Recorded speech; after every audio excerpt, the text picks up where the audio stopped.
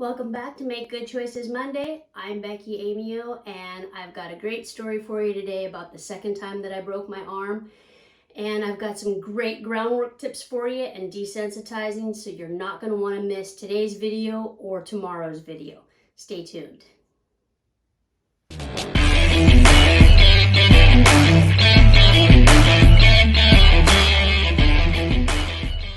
So I kind of feel a little bit like that meme where the blonde and the brunette are trying to sneak into the house and their makeup's all mushed and their hair's all a mess, and the meme says something like, "You've been barrel racing all weekend, haven't you?" Well, I spent all day today barrel racing, and I didn't get a chance to video this until Sunday evening and put this video together for you guys.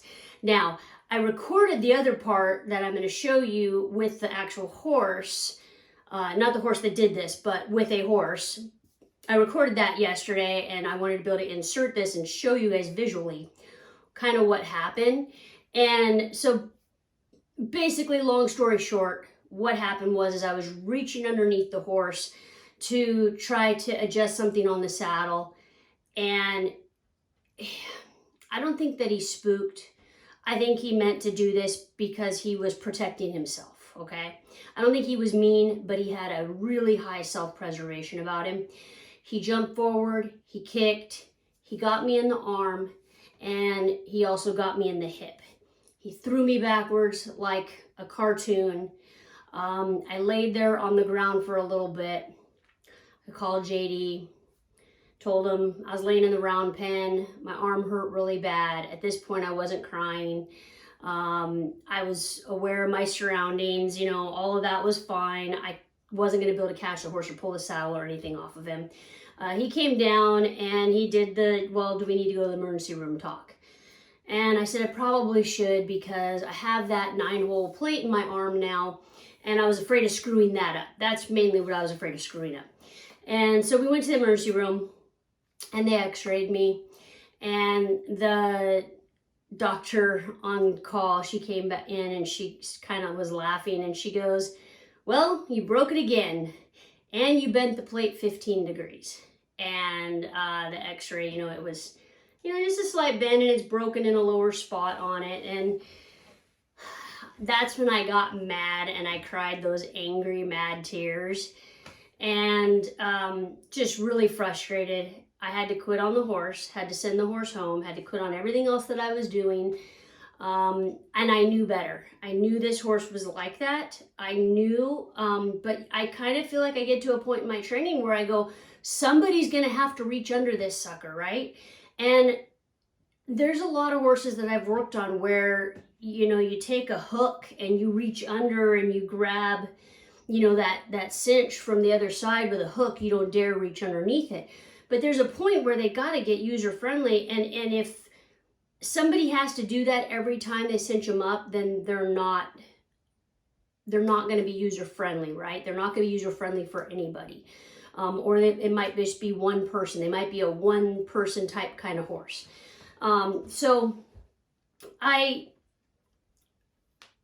in retrospect, looking back on it and reflecting on it, there's a few desensitizing exercises that I do with them, and my groundwork has evolved over the years, and you guys have asked and asked and asked for groundwork, and I've hesitated to give it to you because your timing isn't the best. My timing isn't always the best either, and when you're an amateur, beginner, novice, you don't have a lot of horses under your belt.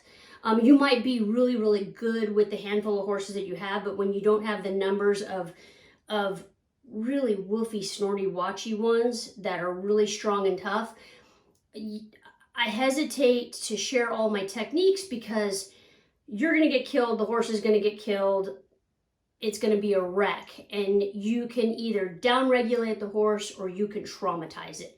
You only get two choices, and you better know how to fix it when you traumatize one. And I'm not saying that I never have traumatized one, because I have. And I learned from it, okay? Now, in the past 5 years, like I said, my groundwork has evolved over the years, and I started using these buoys. And I can't remember even where I got my first set of buoys from, but I just had this idea to stick some buoys on them. and I hooked them up to like scissor snaps, and I would just attach them to like the front D's, like the breast collar D's on the saddle, or I'd connect them to the back D rings on the saddle, and I would do one at a time. And what I found is you could have a horse that was perfectly fine, non-reactive to anything, and then when you put that buoy on, boy, that was the lie detector test right there. That was what really told you what you had.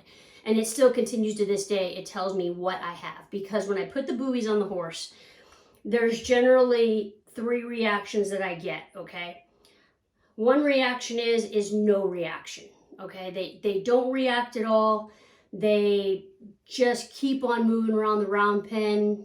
You give them the job that they're doing, and they just go along. It's just another piece of equipment flopping there. Walk, trot, and lope. They don't care. The second reaction that I get is it augments the horse's natural movement. So there's some really catty, cool horses out there that when I put the buoys on, they just really move back and forth like a cutting horse. Even if they're not even bred like a cutting horse, they really move like one, and you go, wow, that's really cool. That's cool that that horse is capable of maneuvering like that. And then the third reaction that I get is they want to eat the buoy. And this is probably one of the scariest reactions that I get out of a horse when I'm doing my desensitizing. They want to kick at it, they reach around and they bite at it and they gnash their teeth. They will throw themselves on the ground, they will roll on it, they swing up with the hind leg and try to kick it. And all of these reactions are good to know, because there might be a time when you are hung up in a stirrup and your horse is dragging you across the pasture, and there's going to be a horse that either just keeps going or it stops, doesn't care. There's going to be the one that's overreactive and he's just like moving and trying to get away from you, trying to get away from this thing on the ground. Or there's going to be the one that's trying to kick your head off to get you away from it. And that's the one that I'm really scared of. Now, it's not totally foolproof. Obviously we don't know how a horse is going to react in the middle of a tragic event like that, but it sure makes me feel a whole lot better to know when I put the buoys on and that sucker didn't react at all. Makes me feel a whole lot better, and they graduate from them and they usually don't ever see them again, but it's just another lie detector test that I put them through. So the ones that want to eat them, you got to know how to handle the situation. It's not for the faint of heart. It's something that I hesitate to show you guys. I have a horse to show you that's kind of in the mid-range. Not terribly overreactive, but yet, he still knows that they're there. You guys generally don't see the really bad ones. The really bad ones take 2 hands, and I can't get my phone out to video in time, and then I have a reputation for my breeders to uphold their reputation, because nobody wants to hear that a horse that came from this ranch or a horse that came from this breeder or this owner reacted like this. Nobody wants to know that, so-and-so's horse broke a part of the trainer's body. So I'm very protective that way of the breeders and owners that I ride for, because it's an accident. It can happen to anybody. Now, this particular horse, he got picked up and he went directly to their other trainer. They have me and another trainer that ride for them. And this guy is a no BS kind of guy. He's no frills. He's no finesse. He's not going to, do all of the flowery stuff that I do. But his horses get broke. And I've ridden behind him and they are broke when he's done with them. And I think one of the comments that he made to this owner was, what the hell was she doing reaching underneath that horse? She had no business reaching underneath that horse. And he's absolutely right. I had no business reaching underneath him. And I really believe that it was the buoys that caused this reaction, because up to that point, I had been saddling this horse just fine. We had reached a point that I was saddling him. But once you put the buoys on, all bets are off. Now, all of a sudden, once you've sensitized them to the buoys and you don't downregulate them to the buoys, now they're sensitive to everything that goes over, and it's usually the offside What I find when they're being lunged with the buoys on, it's not when the buoy's hanging on the inside of the circle, it's on the outside of the circle. So it doesn't matter whether it's right or left or, you know, good side or bad side. It's just whatever's on the outside is going to get them. And they're going to see that out of the corner of their eye, and they're going to spook at it. And they don't pay attention to what's on this side of them when they spook at something over there. And they will wipe you out. They'll take you out. So you have to have a really good handle on them. When you're working on the line, I don't recommend putting the buoys on when they're, you know, loose in the round pen, because you could have a wreck. And I've had horses, you know, try to jump out of the round pen and slam into it and stick legs through.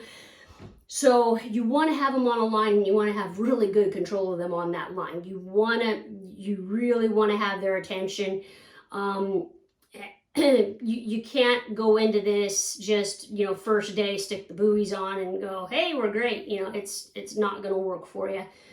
You may end up having a wreck. So I had this wreck, and you know, I was down for a couple months, and orthopedic surgeon said, I'm not touching you. He goes, you leave it alone. You don't lift anything.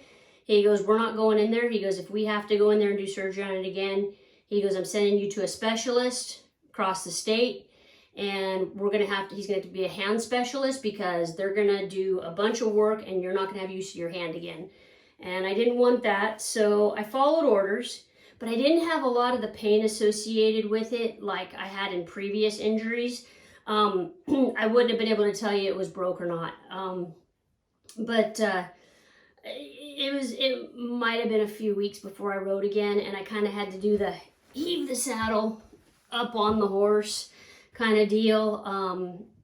But I was riding some stuff that was pretty broke, and this happened in, I can't remember if it was September or October, so we were coming on winter anyway, and it gave me a reason to get off the horses and, you know, allow it to heal properly. And I still have use of the hand just fine, but it does get sore. The arm does get a lot more sore than it used to. This happened, I think, 4 years ago now. Now that horse, he went to that other trainer, and that other trainer decided to buy him from the breeder. He loves him. He gets along great with him. Never had the kind of reaction from him that I got. And sometimes horses are just like that. They do stuff with one person that they don't do with another. And that's something that I think we all need to take to heart. If we're not getting along with a horse, sometimes there's somebody else out there that can get along with that horse. Maybe your just personalities don't mesh, and you just accept that, and you allow some, you know, it doesn't mean they got to go off to kill pen or you know, run through loose on the sale ring, but you find somebody else that can work with them and bring out the best in them. And this horse is an outstanding ranch horse. He's great in the branding pen. He's great in the feedlot. He's great in the at the sale barn. The one thing that this other trainer says is, he says nobody asks him to ride his horse, because he's always kind of watchy of everybody, and he kind of snorts and blows at them, and when he looks at him, and so that scares off a lot of people. And you know, I wouldn't want to ride him, even though I know he's, you know, getting along fine with him now. But stay tuned for tomorrow's video, because I work through a horse on the ground, desensitizing it with the buoys, and I want you guys to see kind of what I do and the reaction that I get from this horse, and I'll walk you through kind of how I handle the situation. So I hope you guys enjoy this video. I hope you guys make good choices, and I hope you guys stick around to watch tomorrow's video. Share this with a friend, and don't forget to subscribe and like, and leave me a comment down below. Thanks a bunch. You guys have a great rest of your week.